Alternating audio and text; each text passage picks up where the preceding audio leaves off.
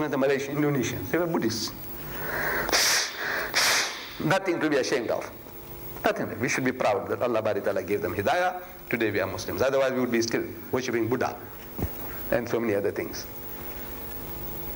So I started explaining how we became Muslim and you know how Islam welcomes them all. I spoke in Urdu because that man didn't understand English, the villager. So I had to speak in my broken Urdu and he translated into that native language, whatever I was saying. Within the hour, they all want to become Muslim. Just me touch and light-hearted chat, and they all want to become Muslim. So I'm telling my host, ki inko Musliman banao, I said, convert them. So he says, hamare liye kaam kaun karega? He said, who's going to work for us? So if you become Muslim, he can't work. Huh? A Muslim can't plow the field. A Muslim can't sweep the street. A Muslim can't chop the wood. What do you mean? He said, who's going to work for us? That means now you want to keep them there. You can exploit them better. You don't want to make them your brothers. The result? Destruction. Wallah, inviting destruction. The people are there, here. There are people here. Wallah, there are people here. I'm not talking about the missionary who comes and knocks at your door. The missionary who comes and knocks at your door, he's got vested interests. There's livelihood, respect in his community for doing the job. He comes and knocks at your door and he wants to convert you. He wants to convert you. There's something valuable. Well, if he gets a Muslim, it's something achieved. Like in my part of the world, Natal and the Transvaal, if they get one of my nation, it's a diamond that he's got. The others, the Madrasis, the Tamils, the Telugus, is cheaper by the dozen. It's not the same value, it's like a ton of coal. One diamond is worth more than a ton of coal any day. So it's a pride. He says, I got a Deedat fellow. I know, I got a Lockhart fellow. I got a Parak. It means something. There's others cheaper by the dozen. So they're out. You are a challenge. The Muslim is a challenge. 300 years they tried. They hammered your people for 300 years. They changed your language, they changed your culture, they changed your names. But you retain Islam. You happen to be one of the most militant Muslim communities in the world. You can only compare yourself with the Malays in Singapore and the Malays in Malaysia. They are jellyfishes. Your cousins and your fathers, your uncles, they are like jellyfishes compared to you. You are as hard as steel. That hammering has done you good. You didn't like it, but it has done you good. Wallah, it's made militant people out of you.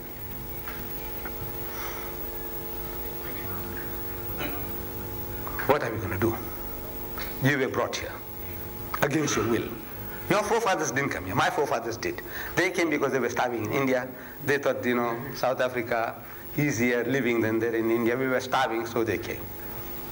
I came in 1927, and I know what I went through. I didn't have shoes. I had a calico shirt hanging outside and a calico trousers. I didn't own a handkerchief.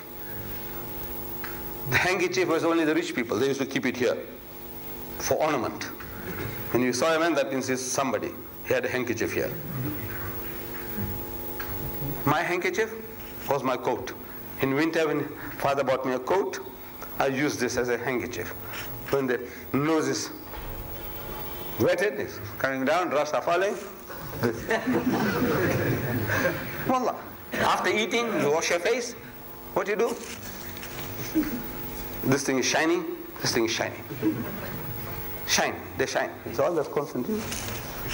No, sweating. This is all shining. And nobody in my life ever told me, Ahmed, what's this? Nobody. Because they expected that. So what else can you do? Everybody, every other boy had the same, all this shiny, shiny, shiny. We came because we were starving. You were brought here because the Dutch, when they conquered your country, Indonesia originally, those of your forefathers who were fighting for their freedom, they were captured as prisoners of war and shipped to the Cape of Good Hope and sold to the white men as slaves. When the British conquered Malaysia, those of your forefathers who were fighting for their freedom, they were captured as prisoners of war and shipped to the Cape of Good Hope for the white man, and sold to him as slaves. Under those conditions, You couldn't open your mouth. If you open your mouth, the white bass will break your jaw. You can't even pray. You have to do things in hiding. Now that's your history. We didn't expect, nobody expected anything from you, but Allah had a purpose. You didn't like it, but Allah had a purpose in having you brought here. You didn't like it. Your forefathers didn't like it. Wallah, how can you like it? Separated from your motherland, from your parents, your relations, and all into a foreign land, enslaving for the enemy. Who would love a thing like that? But Allah had a purpose. Same like He had with Bibi Hajara and little Ismail. Allah Bari Ta'ala commands Ibrahim alayhi salam to leave them where Makkah is today, in the desert, with some water and some food. And Hajara runs short of water. And the child is dying, Ismail, infant Ismail is dying of thirst. So she runs between Safa and Marwa. There were small hillocks. So she runs, she walks down and she runs, and she walks up the other hill, and she looks around looking for some people, habitation, nothing, and she comes down and she runs, and she goes up the other hill and she looks around, nothing. You think she liked it? Allah liked it. Her performance, that love and compassion for her child, Allah loved that. What she was doing for her child. So He made it one of the fundamentals of Hajj. So you too do the same. In emulation of Hajra, do the same. Did Hajra like it? No. Did Ismail like it? No. Allah had a purpose. Now we can see that there was a purpose. Today 3 million people are gathering there because of that. Allah had a purpose. Allah bringing you all here for what? To have a jolly good time? Dance with the coons? Is that why He brought you here? No. He's brought you here to do a job of work, wallah. Because you can't get another Malay to come here. You know that? You can't get another Indonesian to come and live with us. You know that? Out. Another Indian, Pakistani can't come here. You know that? You can't. They will never allow any black man to come into the country. But you are here. Almost 250,000 now. For what? For nothing? No, Allah had a purpose. Wallah, in His master plan, there is a purpose and an opportunity that Allah is giving you and me, that you and I can turn the tables. We can change the situation in this country. We can, with a little exertion. If you do a little bit of homework. Unfortunately, we don't want to do homework. The Muslim doesn't want to do anything. Even for himself, he wants to do nothing. He is satisfied. Bacha the Quran, mashallah. Sawab, sawab, sawab. We listen to our qaris, mashallah. All this we are prepared to do. But we don't do a little bit of homework to find out what is Allah telling us? What is He commanding us? Nobody wants to know. Because we don't know Arabic. What about a translation? Get an English translation, get an Afrikaans translation. And what better than this? Today, you can get this book, 2,000 pages, wallah. Actually 1,920.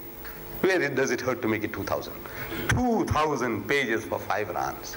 There is not another book on earth, wallah. On earth, you can buy 2,000 pages hardcover book for 5 rands. You just buy the Arabic Quran. I don't know how much it costs you for your children. Anybody know? The Arabic Quran, you know, for your children that read in the house without the translation. How much? And that's only about 300 pages. You know that?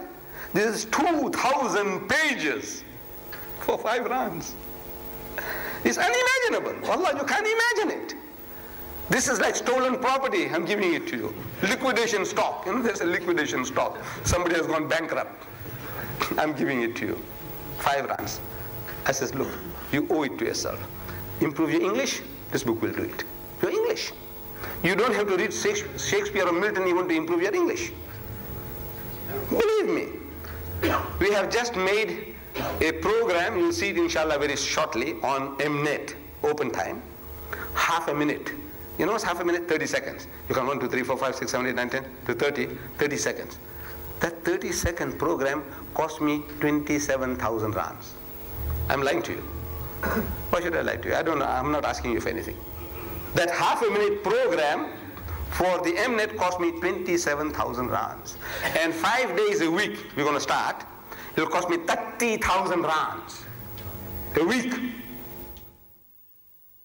That 30-second program cost me 27,000 rands. I'm lying to you. Why should I lie to you? I don't know. I'm not asking you for anything.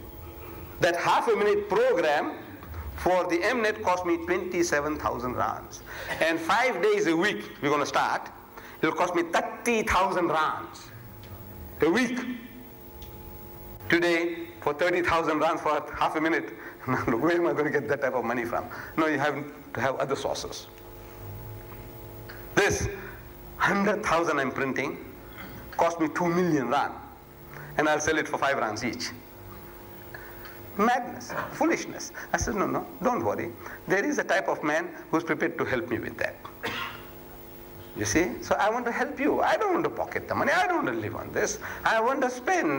Because the more I'm spending, the more I'm getting. Now I've reached a stage, the more I spend, the more I get. I don't have to say. I said, look, take it, man, 5 rands. I said, English. So this man you'll see him, he's not a Muslim. He's a young man with a beard. So these people who do this production, they brought the man to introduce him to me. He said, this man here, we will use him and his voice for the advert. I said, right. So what are you doing?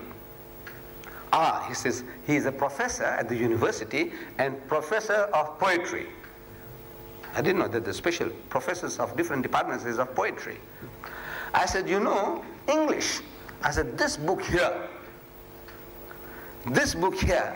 I said, I'm telling my people that you do not have to read Shakespeare or Milton even to improve your English. As a book of literature, English literature, this is a masterpiece.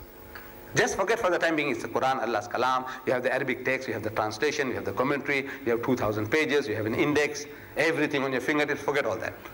But just English. So saying, I said, you know, I'm quoting this man here, Yusuf Ali. He's speaking about God Almighty, the ayah of the Quran, وَلِلَّهِ الْمَشْرِقُ وَالْمَغْرِبُ فَأَيْنَمَا تُوَلُّوا فَثَمَّ وَجْهُ اللَّهِ. He says, to Allah belongs the east and the west, and whichsoever way ye turn is the presence of Allah. So in his commentary,